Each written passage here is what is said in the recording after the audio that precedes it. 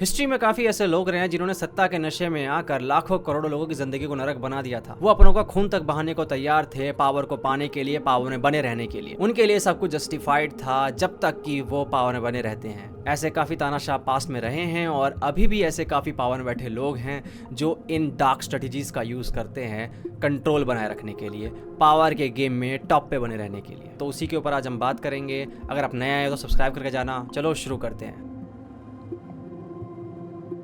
एक तानाशाह जो है वो ये जानता है कि जो लव है, लॉयल्टी है, आइडियोलॉजीज वगैरह है, ये सब टेम्पररी चीजें हैं। एक इंसान आपसे प्यार करता है पर जरूरी नहीं है कि कल भी वो आपसे प्यार करेगा। इसकी कोई गारंटी नहीं है। कल को आपके खिलाफ खड़ा हो सकता है और आपको सत्ता से उखाड़ फेंक सकता है। मान के चलिए जनता में 100 लोग हैं और 100 लोग में 60 लोग आपसे प्यार करते हैं और 40 लोग जो हैं वो न्यूट्रल हैं। लेकिन इसकी क्या गारंटी है कि ये लोग हमेशा ऐसे ही रहेंगे? ये 40 लोग जो हों कभी खड़े नहीं होंगे आपके खिलाफ। जितने भी डिक्टेटर वगैरह होते हैं वो जानते हैं सब चीज़ें।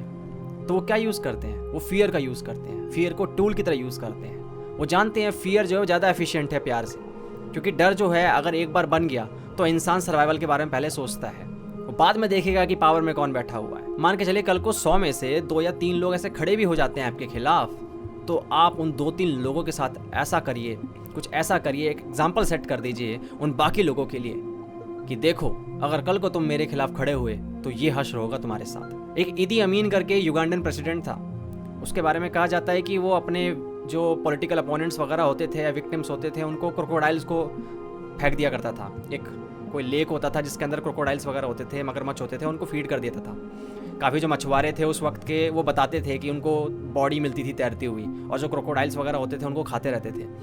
अब ये जब कहानी जनता तक पहुंचती है और जनता को पता चलता है कि भाई ये इंसान ऐसा कुछ करता है, तो अपने आप ही लोगों की बोलती बंद हो जाती है और लोग अपने आप ही चुप हो जाते हैं। तो हर जो तानाशाह है वो जानता है कि जो डर है वो ज़्यादा एफिशिएंट है, लेकिन फियर की भी एक एक्सपायरी डेट होती है। ये तानाशाह जानता है कि कल को लोग हो सकता है फियर को भी ओवरकम कर दें, तो हर वक्त आप अपना फियर का यूज़ नहीं कर सकते हो। तो जो तानाशाह होते हैं ना वो बहुत ही कमाल के कॉम्बिनेशन का यूज़ करते हैं। वो 50% लायन बने रहते हैं और 50% फॉक्स।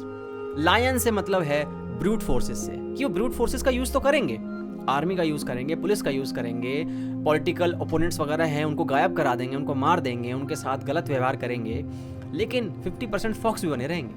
वो अपनी एक इमेज बना के रखेंगे जनता के आगे कि जनता उनको मसीहा समझे, उनको लगे कि यार ये तो हमारे लिए ही आया है पावर में, ये हमारा मसीहा है, और लोग आपको इस तरीके से पूजने लगेंगे। जिसके कारण क्या होगा, लोग जो होंगे वो आपके खिलाफ खड़े ही नहीं होंगे। आपका आधा काम तो ऐसे ही हो जाएगा। डिक्टेटर होता है ना, वो पीआर डिपार्टमेंट में बहुत ज़्यादा इन्वेस्ट करता है अपने।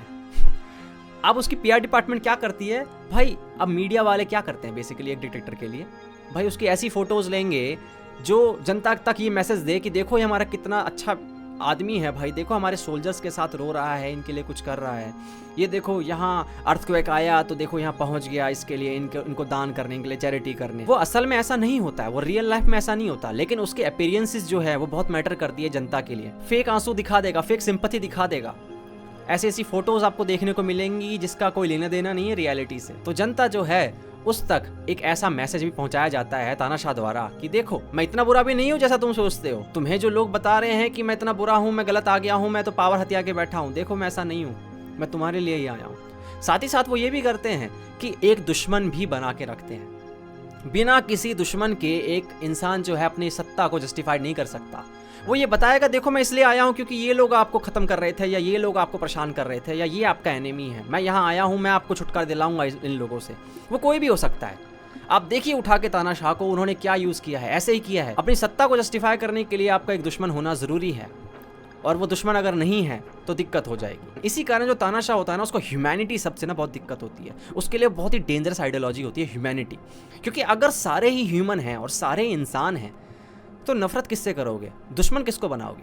इसी कारण वो ह्यूमैनिटी सबसे ना भागते हैं। वो लोग ना डिवीजन क्रिएट करना चाहते हैं, डिवाइड एंड रूल की उनकी स्ट्रेटेजी होती है। और जब अब आप दिखाएंगे कि देखो मैं तो तुम्हारे दुश्मन से लड़ने आया हूँ, मैं तुम्हारा लीडर हूँ, तो कैसे लोग आपके खिलाफ खड़े होंगे? इस तरीके से तानाशाह जो होता है वो लोगों के दिलों में बैठ जाता है एक मसीहा बनकर। एक ऐसा रूल होता है जिसको ये हमेशा फॉलो करते हैं, नेवर फॉरगिव नेवर फॉरगेट।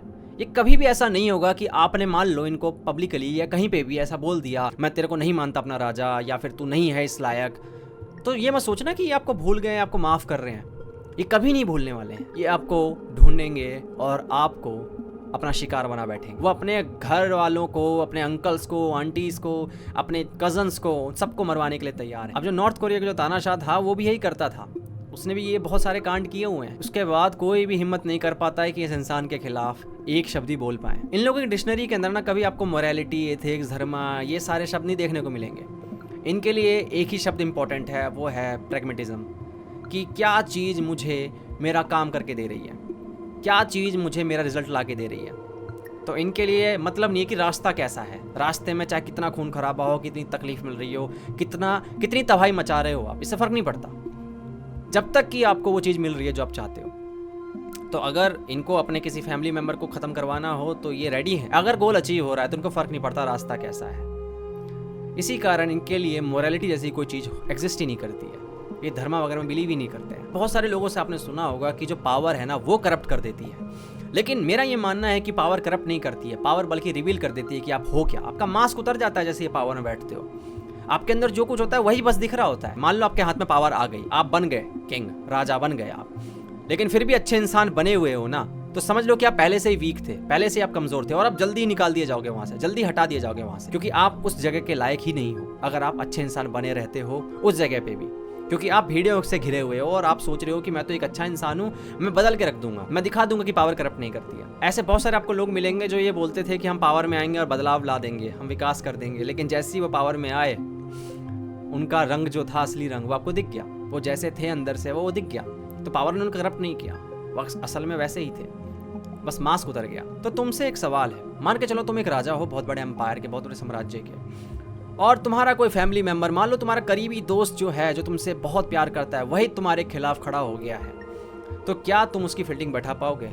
क्या उसको अपने रास्ते से हटा पाओगे?